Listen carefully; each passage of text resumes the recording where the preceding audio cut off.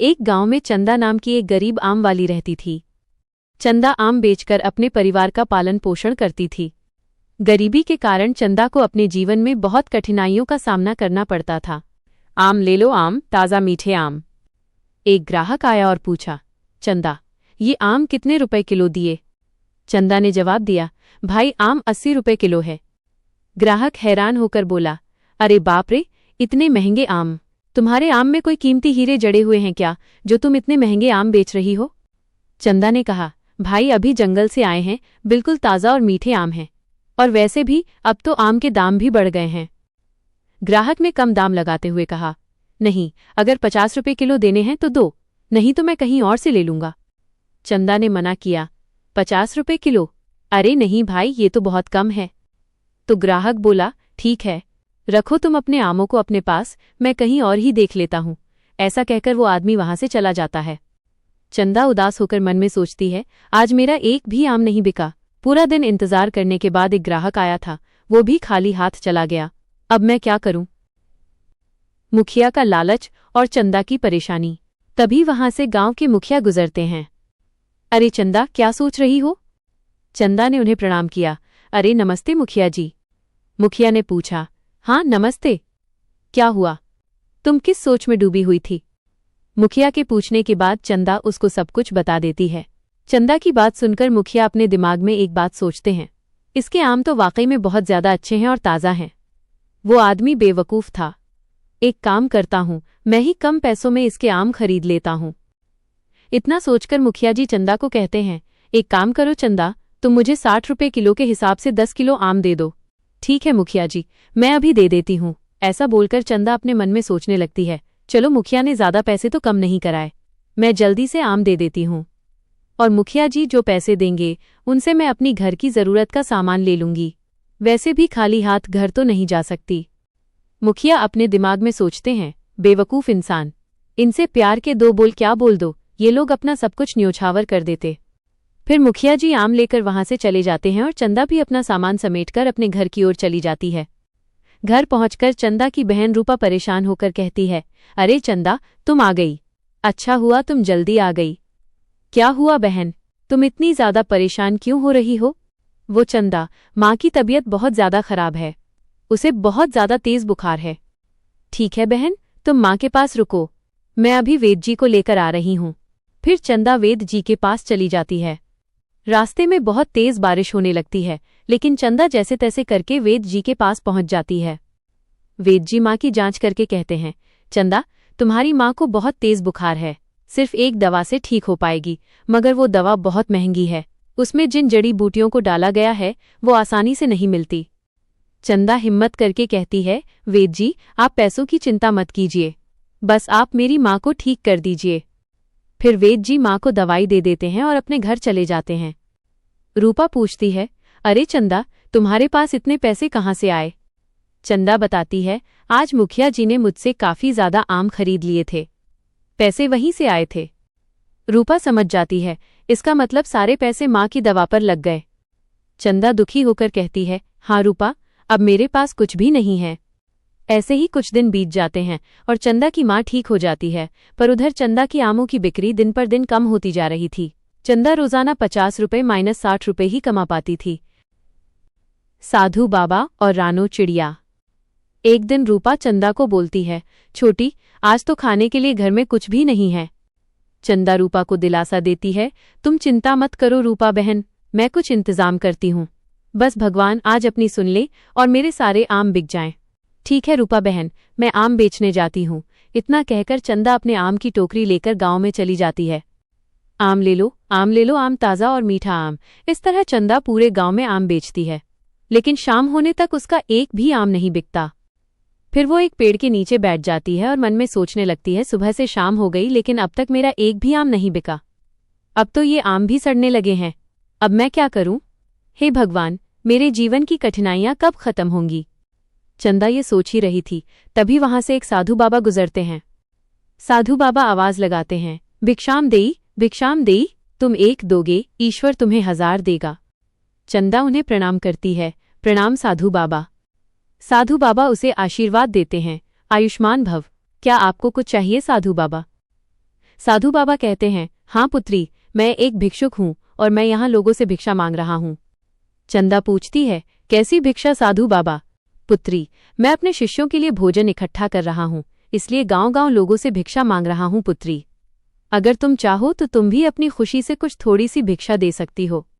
चंदा दुखी होकर कहती है, क्षमा चाहती हूँ साधु बाबा, अभी मेरे पास आपको देने के लिए 1 रुपया भी नहीं है और न ही मेरे घर में कोई अनाज है जो मैं आपको दे सकूं और न ही मैंने आज सुबह से कुछ कमाया है। मेरे पास आपको देने के लिए कुछ भी नहीं है। साधु बाबा बोले, पुत्री, क्या तुम मुझे ये आम दे सकती हो? साधु बाबा की बात सुनकर चंदा अपने मन में सोचने लगी, हाँ, ये आम तो मैं साधु बाबा को दे ही सकती हूँ। वैसे भी शाम हो गई है और इनके बिकने की उम्मीद भी नहीं है। वैसे भी ये खराब हो जाएंगे। इससे अच्छा कि किसी के पेट में चले जाएंगे तो ज्यादा अच्छा होगा। ये सोचकर चंदा बोलती है, जी साधु बाबा, आप ये आम ले जाइए। चंदा की बात मानकर साधु बाबा टोकरी से थोड़े से आम उठा लेते हैं। चंदा हैरान होकर पूछती है, ये क्या साधु बाबा, आप इतने कम आम क्यों लेकर जा रहे हैं? आप सारे आम ले जाइए। साधु बाबा समझाते हैं, पुत्री, अगर मैं तुम्हारे सारे आम ले गया तो तुम क्या बेचोगी? चंदा निस्वार्थ भाव से कहती है, कोई बात नहीं साधु बाबा, मैं कल दोबारा आम तोड़कर बेच दूंगी, आप इन्हें ले जाइए। साधु बाबा बोले, पुत्री, मैं इतनी बड़ी टोकरी कैसे लेकर जाऊंगा? चंदा ने कहा, साधु बाबा, आप मुझे बताइए, आपको कहाँ जाना है, मैं इन्हें वहीं पहुंचा दूंगी। ठीक है पुत्री, चलो तुम मेरे साथ। इतना कहकर साधु बाबा चंदा को लेकर जंगल की ओर चले जाते हैं। कुछ देर चलने के बाद वे उनकी कुटिया में पहुंच जाते हैं। साधु बाबा धन्यवाद देते हैं, धन्यवाद पुत्री। चंदा कहती है, अरे साधु बाबा, धन्यवाद की कोई बात नहीं है, ये तो मेरा फर्ज था। साधु बाबा ने उसे आशीर्वाद दिया, मेरा आशीर्वाद हमेशा तुम्हारे साथ है, तुम सदैव खुश रहो। चंदा ने जिज्ञासावश पूछा, साधु बाबा, अगर आप बुरा न माने तो मैं आपसे एक बात पूछ सकती हूँ? पूछो पुत्री, क्या पूछना चाहती हो? चंदा ने पूछा, साधु बाबा, आपने आम तो ले लिए, लेकिन क्या आप लोगों को केवल खाने में आम ही खिलाएंगे? साधु बाबा मुस्कुराते हैं, नहीं पुत्री, दरअसल मैंने सब्जी और अनाज तो पहले से ही जमा किया हुआ था और फिर मैं आम की ही तलाश में निकला था। चंदा खुश होती है, साधु बाबा, ये तो बहुत अच्छा है, मेरे आम आपके काम आ जाएंगे। ठीक है बाबा, अब मैं चलती हूँ। रुको, मैं तुम्हें कुछ देना चाहता हूँ। ये लो, इसका नाम रानो है, आज से यह चिड़िया तुम्हारी हुई। चंदा मना करती है, चिड़िया, पर मैं इसको कैसे ले सकती हूँ, ये तो आपकी है। साधु बाबा कहते हैं, जब तुमने बिना किसी फायदे के मुझे अपने पूरे आम की टोकरी दे दी तो मैं क्या तुम्हें एक चिड़िया भी नहीं दे सकता?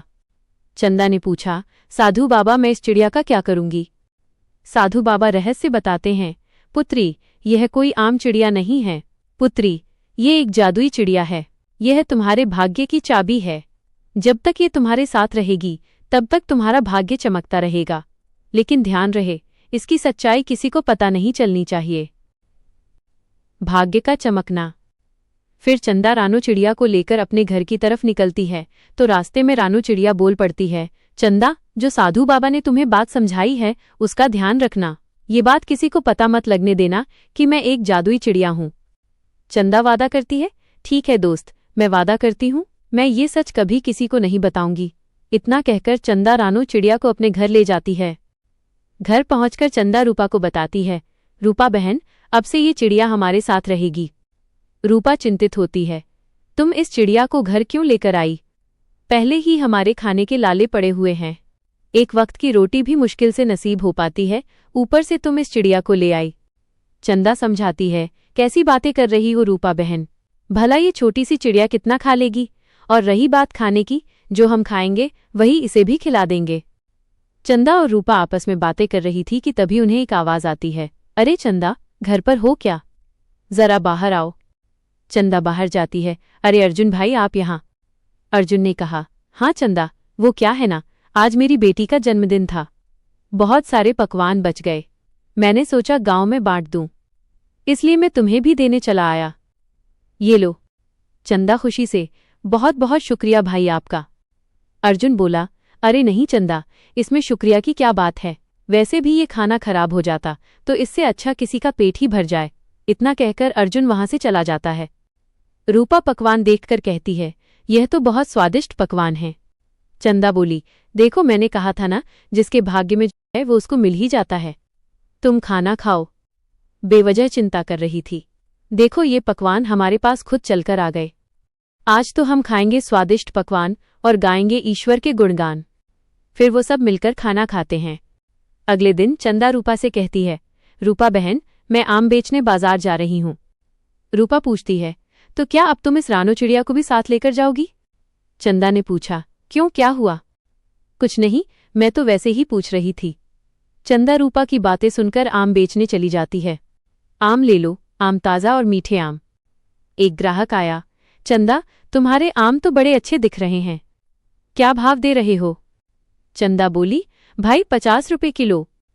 ग्राहक बोला, अच्छा चंदा, एक काम करो, मुझे 4 किलो आम दे दो। वो आदमी आम लेकर बिना पैसे कम कराए चंदा के आम खरीदकर चला जाता है। देखते ही देखते चंदा के सारे आम बिक जाते हैं। चंदा खुश होकर मन में सोचती है, अरे वाह, आज तो मेरे सारे आम अच्छे दामों में बिक गए। अब मैं इन पैसों से माँ और रूपा के लिए अच्छे कपड़े और पकवान लेकर जाऊंगी। फिर चंदा सब सामान लेकर अपने घर चली जाती है। रूपा सामान देखकर हैरान हो जाती है, अरे चंदा, ये सब क्या है? चंदा बताती है, रूपा बहन, आज मेरी कमाई बहुत ही अच्छी हुई है, इसलिए मैं तुम दोनों के लिए कपड़े और पकवान लेकर आई हूं। और फिर ऐसे ही दिन गुजरने लगते हैं और दिन ब दिन चंदा की कमाई बढ़ती जाती है।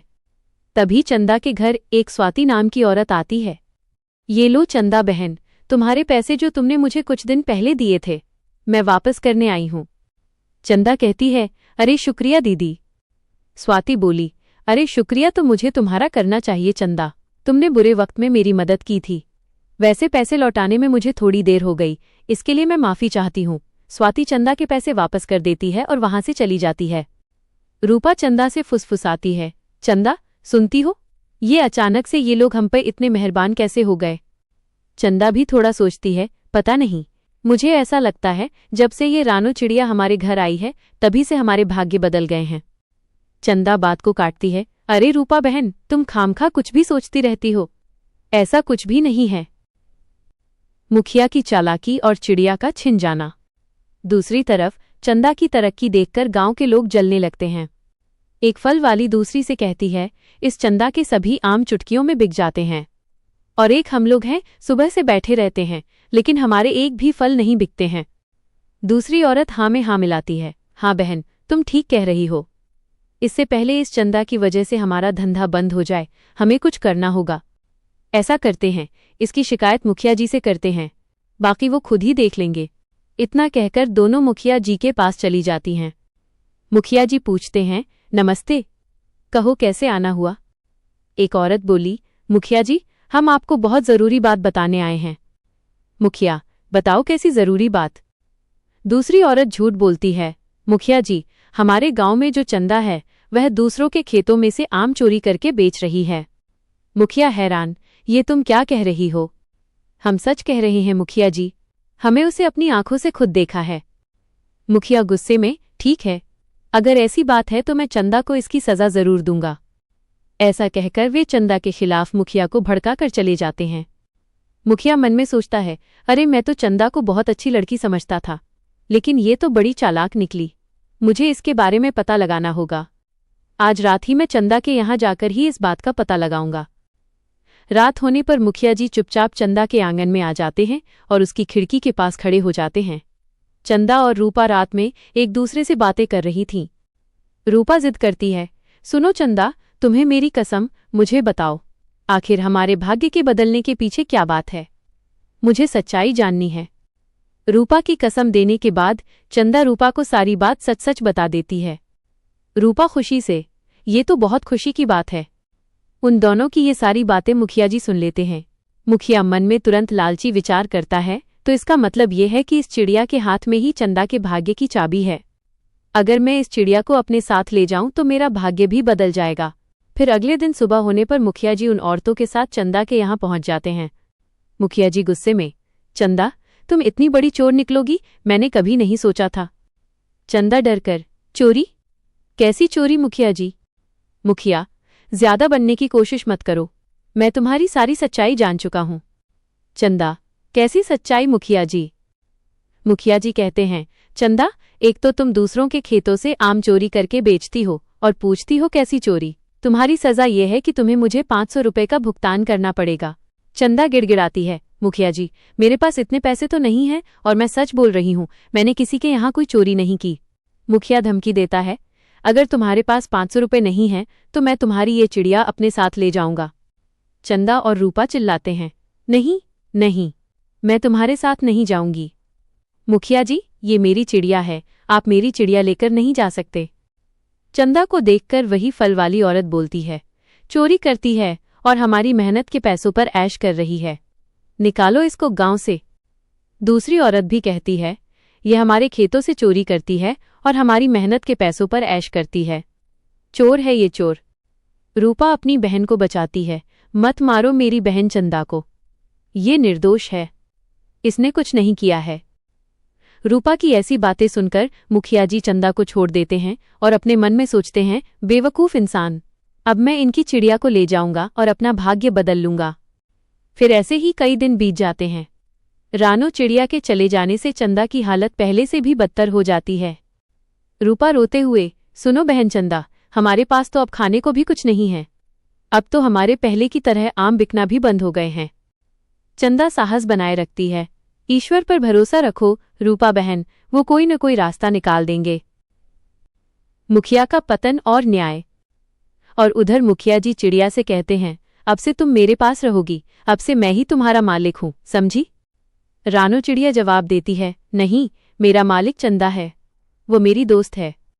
मुखिया जी चिड़िया से बातें कर रहे थे, तभी उनके पास एक व्यापारी आता है। व्यापारी पूछता है, मुखिया जी, मैं यहाँ एक काम से आया हूँ। मुखिया, कहिए आपको क्या काम है।